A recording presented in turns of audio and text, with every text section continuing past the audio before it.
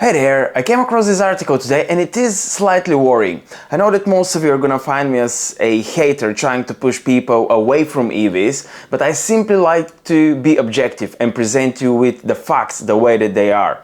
If you think that you don't like facts that are database, then I would recommend you leave that video now. I also want to say that I'm fascinated by the advancement in EV technology in the last 10 years. Whether we like it or not, that is a future that we're headed towards. Whether that is for the better or not, we will see. Definitely there is a room for improvement. Concerns are being raised about the usable lifespan of EVs, with specialist companies reporting some cars reaching end-of-life battery capacity after just 8 years, and some hitting that point even sooner.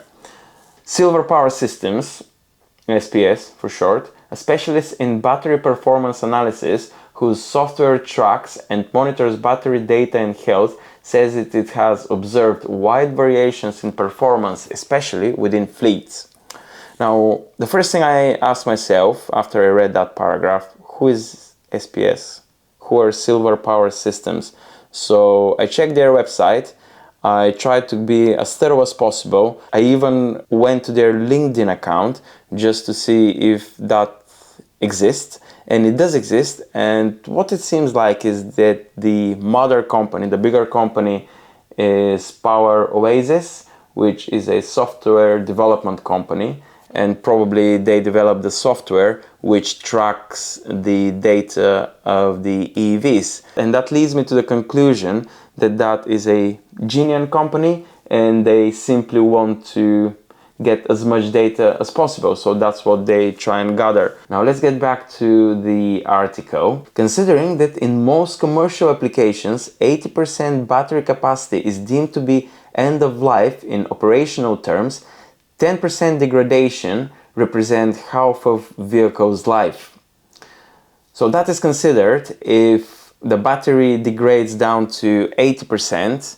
If it gets down to that percentage, it's not as reliable. It's not that you cannot use your EV anymore, it's just not as reliable. The way that I can put it, maybe I can do a comparison with something easier for those ones that are not familiar with the EV technology. Those ones that are, probably you're going to be able to make a better comparison than mine. But what I'm going to compare it to is an iPhone. You know that when you've had your iPhone for a couple of years and the battery capacity drops down to 80%, then when you get out to the cold, even though you're going to use it, you're going to have it charged at 100%, it's going to be all fine. And when it gets down to 15% and outside it's cold, then it can suddenly die. So I guess that's what could happen with the EVs. Let's say you're driving your car, you see you have another 10-15% left in your battery, but out of a sudden it may just show you 0 miles. So you're gonna be out there stranded, or you're gonna be limited to 30 miles per hour and going around looking for a charger. The definition of what constitutes end of life depends on how the vehicle is being used. As Liam Mifsud, program manager at SPS, explained, someone operating a specialist vehicle will probably keep it for longer and not regard 80% as end of life. If they don't drive far, a private vehicle owner may also be happy with that capacity. However, we've noticed that when a battery gets to 70%, it degrades more rapidly. SPS findings echo those of Geotab, a telematics provider.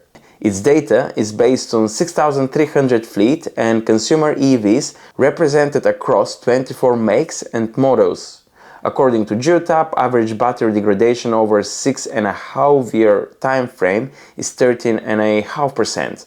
Among those recorded by the 2 or 3 model years of BMW i3, with the oldest from 2017 recording a battery degradation figure of 16% after a little less than 3 years. Okay, so in less than 3 years, that battery degraded 16%, so it almost got to that 80% battery capacity, which is not ideal. So that's on the BMW i3. Okay, meanwhile, 2014 examples of the Leaf shows 23% degradation after almost 6 years. After 4.5 years, the batteries in 2015 Model S, Tesla Model S, cars the geotap sampled had degraded by 10%.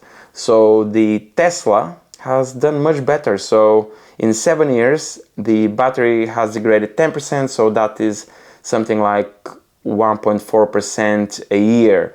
Whether with the Leaf, what do we have? In 8 years, 23%, so that's over 2.5%.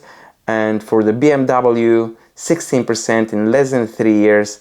That's a lot. That's more than 5% a year. Autocar compared Geotap's results with the same models being advertised by private sellers. A 2012 Nissan Leaf with 102,000 miles has only 8 bars, that's what the owner says, had only 8 bars of the 12 showing on its range display. So if 12 is 100%, then 8 gets to, I'm gonna put it down here. Now my math is not the great, but I guess it's something like 70%, 60-70%. Okay, they've written it on the article. So meaning its battery had degraded by around 30%. As a consequence, he said the car had a real-world driving range of 50 miles. And that is far from ideal. 50 miles is not ideal. And he's not stating whether that is in cold weather or that is in the warm. Now let's continue. A 2015 BMW i3 with 33,000 miles had degraded by 19%. Its owner claimed that on a full charge in Eco Pro mode, the car had a driving range in summer of 85 miles. So it has degraded 19%, 33,000 miles, 19%. In 7 years, 19%. So that's not too bad. That's less than 3% a year. It's not horribly bad. The previous examples of the i3 from the previous data were worse. So this is not too bad. A 2014 Tesla Model S with 70,000 miles displayed a range of 270 miles when fully charged, compared with 280 miles when it was new. Alright, now there is that thing with the Teslas, they do seem to be showing better ranges, but it's one thing to show you the range when you charge a car, and it is a different thing to see how much you can actually travel with that shown range if the two meet, because most of the time there is a discrepancy. Autocar found the dealers were less forthcoming about their car's battery capacity and ranges, which is obvious. If a battery has degraded and you know that the battery is the main expense, and the thing that is, if it goes wrong, you need to spend a lot of money, I doubt that the used car sellers are gonna tell you, oh, do you know what, you're gonna pay for that car, but then you have to spend another whatever amount, 5-10,000 on replacing the battery. So yeah, I'm pretty certain they're not gonna let you know that. But here they say, however, one specialist EV dealer has recently begun displaying the battery health of its cars on its advertising. Okay, yeah, these are, yeah, I have seen them on Auto Trader. So these are Drive Green, based near Bristol, using a plug-in battery monitor to generate a battery certificate that it displays, that it comes with a car.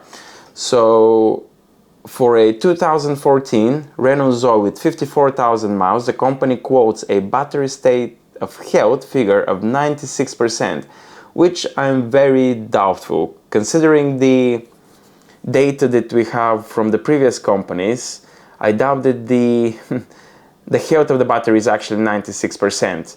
And also what they say in the article down below is it is important when that data is being taken.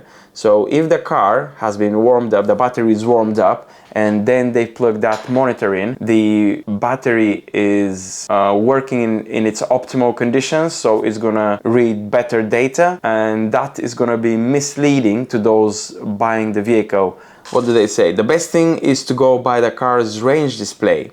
We've sold hundreds of EVs we've sold hundreds of EVs, and on the basis we see 1-2% battery degradation each year. The conclusion is not very bright, but it's not as bad as I thought when I read the title of the article. So 5% degradation a year is definitely far from ideal. Luckily, there was only that few model years of the BMW i3 that had such a bad degradation. The other ones were more around the 3% degradation, and the Tesla was at 1.4% degradation a year.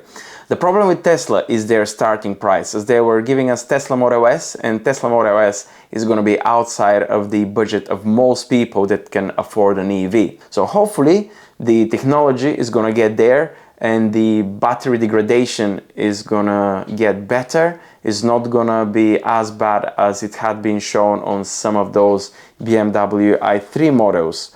Now, the other cars had much better degradation level at around 3% a year, which is going to give us a lifespan of 7 years. But 7 years still, is it good? Is it enough?